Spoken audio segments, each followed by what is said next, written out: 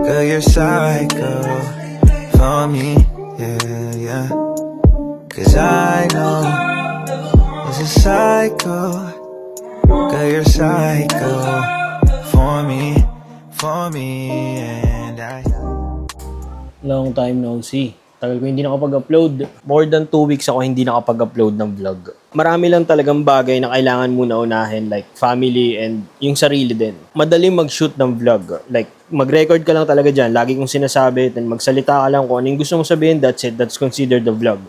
Ang mahirap and yung nagtitake talaga ng too much time, yung pag-edit. And since marami nga akong ginagawa, binabalance lang din yung work. Syempre yung stress, minsan yung extra time na meron ako, ini-spend ko na lang para mawala yung stress na yun, like playing games. At the end of the day, namimiss ko pa rin yung pag-vlog. That's why ito, tinutuloy ko, syempre. Hindi na mawawala sa akin itong pag-vlog. Hindi man ako siguro maging consistent sa pag-upload, but gagawin ko pa rin to kasi dito ako nag-enjoy. Part na to ng buhay ko.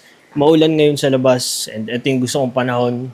Like I said, ito yung perfect na weather para sa akin. Hindi ko naman sinasabi na gusto ko laging bumabagyo. Kawawa naman yung mga nasa lugar na talagang bumabaha. It's just that yung weather para sa akin, ito yung dito ako nakakatulog ng maayos, dito ako mas nakakapag-isip, mas nararamdaman yung peace kesa pag summer. Hindi ako masyado nag-enjoy pag summer. On August 22nd, meron kaming shoot para sa event ng Musica Escala sa Makati. Pine-prepare ko na yung mga equipment na gagamitin ko for that event. Kailangan ko i-testing lahat kung gumagana. Equipments na talagang kailangan dun sa event, walang problema. Ang ayoko lang talaga magkaroon ng issue, yung battery. Kasi kapag yun yung naging issue, disaster. Wala na. Paid work to, hindi to basta-basta libre lang. Parang dilim ng mukha ko naman sa part na to. Pause ko lang, i-clear ko lang muna yung fog.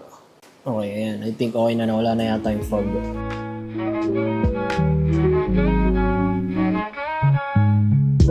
Itong halos buong linggo na to, naka-work from home kami dahil sa bagyo. Mas gusto ko naman yun kaysa mag-spend ng pera and ng gas para makapag-commute papunta sa trabaho. By the way, sobrang mahal pa rin ng gas ngayon.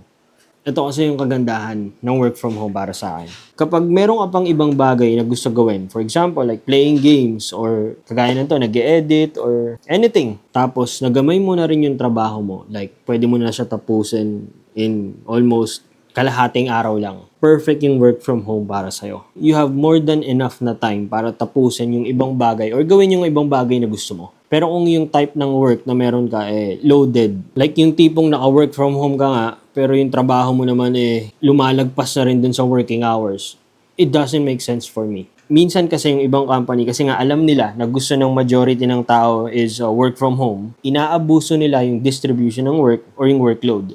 Like, gusto mo ng work from home, okay, ito yung load ng trabaho mo. They know na gagawin mo lahat para makuha yung work from home na setup. Hindi ko sinasabing ganun yung company na pinagtatrabahuan ko ngayon. Okay dito, like, magamay ko lang yung trabaho. I think kaya ko natapusin yung work. Less than 4 hours siguro. Madali lang yung trabaho dito, tapos yung mga boss, okay naman. Kaya, yun naman yung pinagpapasalamat ko. I'm thankful naman. Hindi naman ako never ever naging basher ng pagdating sa pagtatrabaho. I'm just saying na yung ibang company, ganun lang talaga yung kalakaran nila. Ganun yung politics.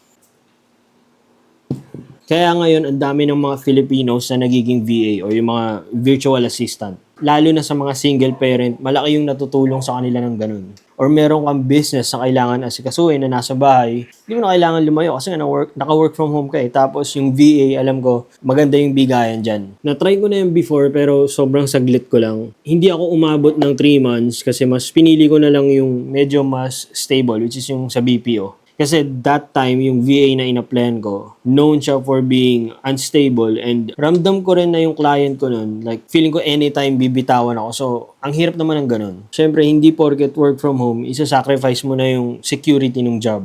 Kasi once na mawalan ka ng trabaho and mas pinili mo yung isang type ng work dahil work from home pero unstable naman, ang hirap ulit balikan yung trabaho na stable. Yun nga lang on-site. Ang dami ring tao na naghahanap ng trabaho ngayon sa hirap ng buhay. Etong work ko originally talaga, on-site siya, yung setup niya. Pero since pwede naman yung trabaho ng remote, yan, kahit isang buong linggo or minsan isang buong buwan, pwede kami naka-work from home. Malamig yung panahon ngayon but iced coffee is the key pa rin.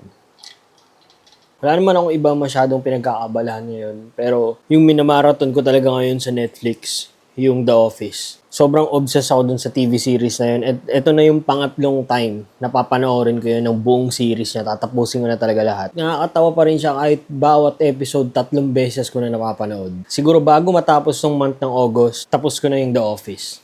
Hindi siya para sa lahat kasi satire jokes and brutal yung mga... Basta, panoorin nyo na lang kung na-curious kayo. Unfortunately, walang ganong klaseng comedy skit dito sa Pilipinas kasi feeling ko hindi tanggap ng culture natin yung ganong klaseng palabas. Tingin ko, hindi kaya tanggapin, hindi kaya i-process sa utak ng mga talagang solid sa culture natin yung palabas na yun. You have to be open-minded sa mga jokes kapag papanoorin mo yung palabas na yun kasi ikaw mismo, minsan tatamaan ka. Ito yung mga type ng vlog na sobrang random lang and I'm basically nakikipag-usap lang talaga sa camera. And 2 weeks na hindi ako nakapag-upload, I miss doing this. Sobra.